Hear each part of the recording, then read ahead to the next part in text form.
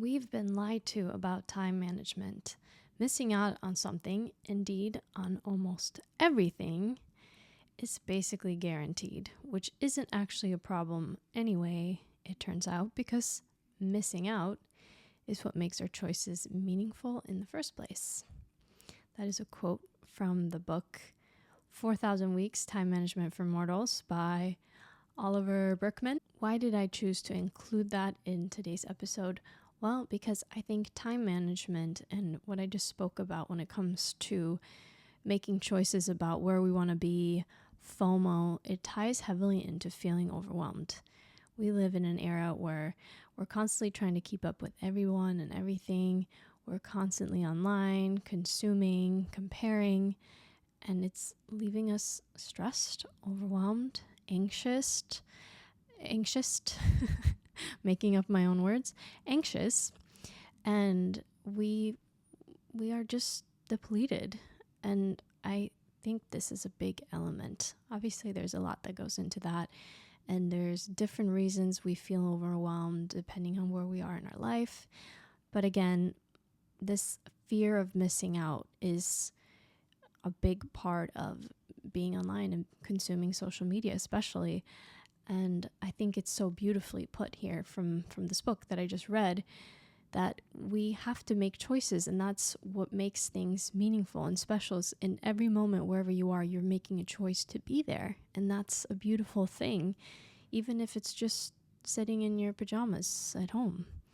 We are where we're meant to be, and if you feel this, I should be somewhere else, if you truly are happy with where you are in that very moment, that's not real. Like, that's coming from these ideas from that your brain is being fed, that you aren't where you're supposed to be. You need to be at this party, you need to be at this event, you need to be here. And it's hard for us to feel at peace. It's hard for us to feel like, yeah, this is where I'm supposed to be right now. And maybe sometimes you aren't. Maybe you are in a place where you really don't want to be. But it's important to distinguish the difference between, do I want to be here, or is something else or someone else making me feel like I shouldn't be where I am, even though I'm perfectly happy where I am. Now, obviously, that is just one small part of or aspect of being overwhelmed. Everyone gets overwhelmed for different reasons. I get overwhelmed when I feel like I'm not in control and I just feel like things are piling up and I'm not on top of things. That can make me feel overwhelmed when tasks are just piling up and I'm not able to keep up with it. I just said that twice. So what can you do? Well, first of all, prioritize what's most important. What can you put on pause right now? One thing I often talk about, because I think it's really important, is being clean and organized. And it's not about being perfect and anal and not letting a speck of dust be in your home, but keeping an organized home, clutter-free, keeping things where they belong, can help clear up the mental space that you have going on. Often people's environments are a reflection of what's going on in their head, and it can be hard to control our thoughts and our anxieties and what we feel. So it's a lot easier, I say easier because it's never easier to take control of things that are tangible, like things in our environment. What can we actually control? No matter where you are in life, no matter if you're broke or you have, you have no money to hire someone to take care of what you need to do, you can still tidy up your space and you can focus on the areas that are most important. This is not about going through your seasonal bins. And everyone talks about decluttering and you got to declutter your home. Yeah, that's great. But also certain things aren't a priority. The high traffic areas that you're using every single day, where you are every day, those are important. What is that for you? Maybe it's your bedroom, your living space, like your living room, kitchen. Focus on the areas that are most important, that are in need of reorganizing, that are in need of some love. And I like the idea of decluttering, but also sometimes we declutter things that we don't need to, especially if we have the space for it. If it's small, focus on things that are actually a problem, where you're tripping over things. Things don't have a space where they belong. That's a great first step. because it's something that you can actually focus on if you feel overwhelmed financially, or you feel overwhelmed with family or stress, something's out of your control. That gives you something to actually focus on and take control over. But this is more so about giving your mind something to focus on and something that you can take control of, because everything you do, like just making your bed every day, it gives you that sense of accomplishment. Like, yes, I'm working towards something, I'm getting things done, even if it's not necessarily productive in the sense that it's getting you to a certain goal, but feeling like we're getting things done, little things every day, it helps push us in that direction of feeling motivated and productive towards whatever it is you need to do, where you feel like, okay, I'm accomplishing things, now I can tackle something bigger. I have another great quote for you that I really like pertaining to this topic. Not knowing what's coming next, which is the situation you're always in with regard to the future, presents an ideal opportunity for choosing curiosity, wondering what might happen next, over worry, hoping that a certain specific thing will happen next, and fearing it might not whenever you can. This is from the book Embracing Uncertainty, and the author is called Susan Jeffers. I haven't read this in a while. These are kind of old notes, but I do really like that idea. I think we're always in a state of the unknown. We don't really know. I mean, we can plan our life. We can say, this is where I want things to be and how I want it to go. But things pop up. You get an unexpected message or an unexpected email or a call, or someone knocks on your door, and whatever it is. Like, I had one of those days this morning, one of those when it rains, it pours kind of days, where things were just piling on. And it's so frustrating because sometimes things happen in life and they're not your fault, but they're still your responsibility to deal with. And you still have to figure out, what am I going to do with this? How am I going to deal with this problem? And there's something I need to work on. Just taking a deep breath and controlling my emotions and not letting things overwhelm me, because I do get overwhelmed easily, especially when things are just piling on, like I said earlier, unexpected things. But like we just read, that is the state of life, constant state that you're in. You never know what's coming next. So trying to prepare yourself for anything or whatever might happen is a good place to be in, because you don't know what's going to get thrown your way. You can have an idea and a plan, but then you also tell yourself, okay, if this doesn't happen, that's okay, I'll do this later, prioritize this. You always have to be flexible. You always have to be considerate of things you don't know that are going to happen. I'm not saying to plan for the unexpected, because you can't plan for the unexpected. You can't know what's going to happen, but you can prepare your mind for things that you don't know. You can prepare for, okay, this might not go my way and I'll be okay, because you can only control your reaction to things. You can't actually control the situation, what's going to happen, but how you feel about it, how you respond to it, that's in your control. Okay, this terrible thing happened. Okay, I can breathe. Let me think. What do I need to do here? Who do I need to call? What do I need to take care of first? What's most important?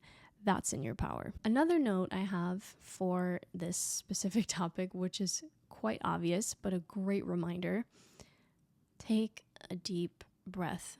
Deep breathing is so important, even if it's just 1 or 2 or 3 deep breaths. It kind of gives your brain a complete reset.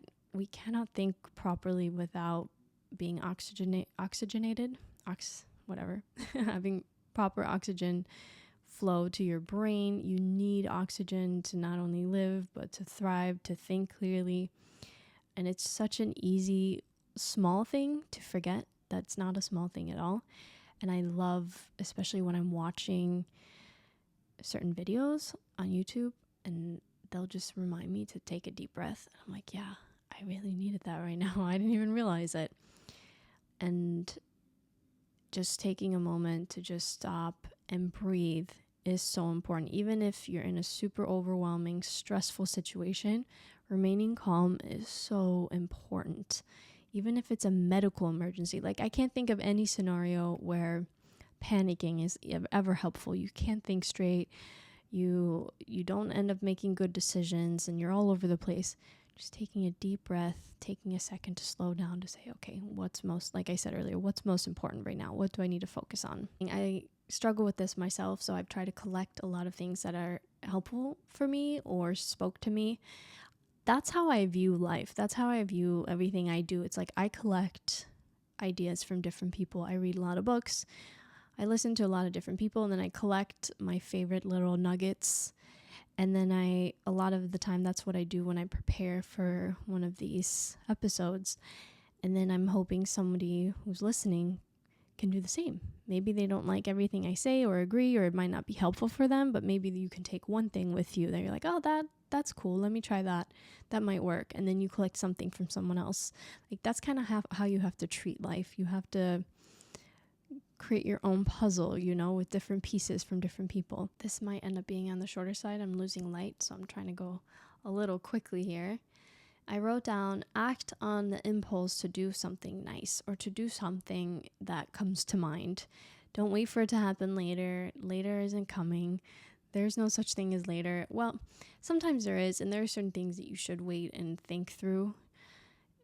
This is a note and something for people who struggle with being impulsive. If you already are impulsive, don't take this to heart. Do the opposite. So I wrote down, even if it's sloppy, it's better to do it than not do it at all. And that can go for anything, really. A compliment that you've been wanting to give someone, or executing on an idea that you've had, or finally dealing with that annoying neighbor and confronting an issue. Whatever the thing is, act on it. Do the thing.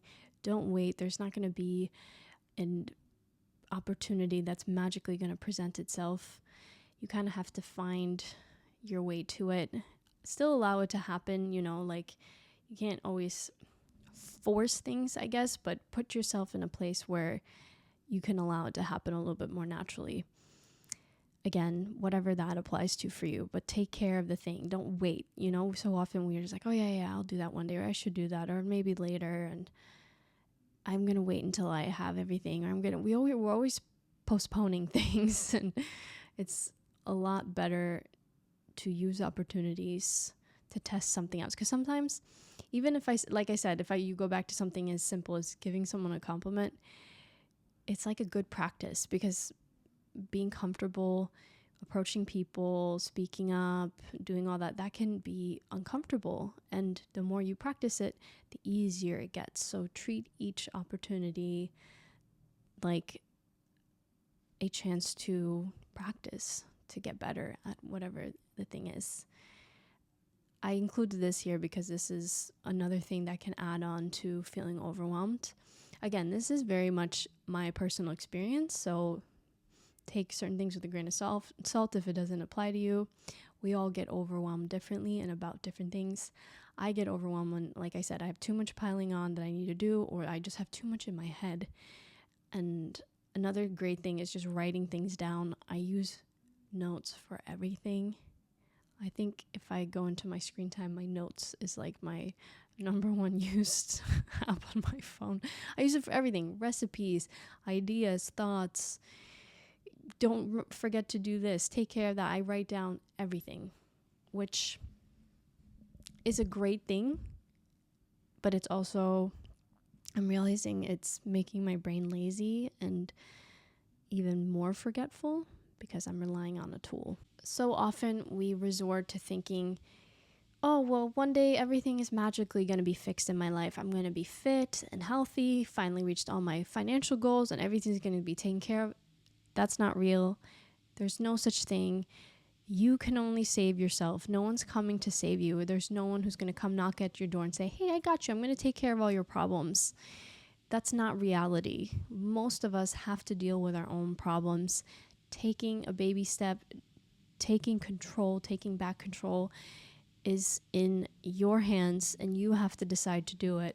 Another thing I wrote down, which is helpful on that note, is finding ways to tweak versus completely change your life and your routine. Again, you can't do everything, but what can you do? What can you tweak? What can you do a little bit better than you were doing yesterday? Okay, I didn't go to the gym. Maybe I can just do 5 sit-ups. That's something, you know? So often we think, well, that's not going to reach my goals.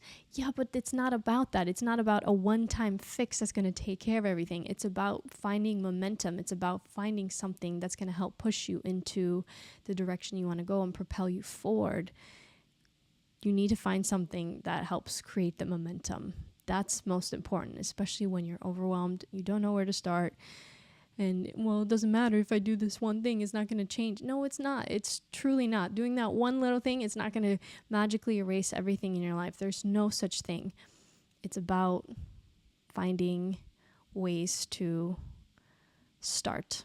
I'm going to wrap this up with a final thought for you to consider and take with you and to remind yourself of. I have to remind myself of this every day.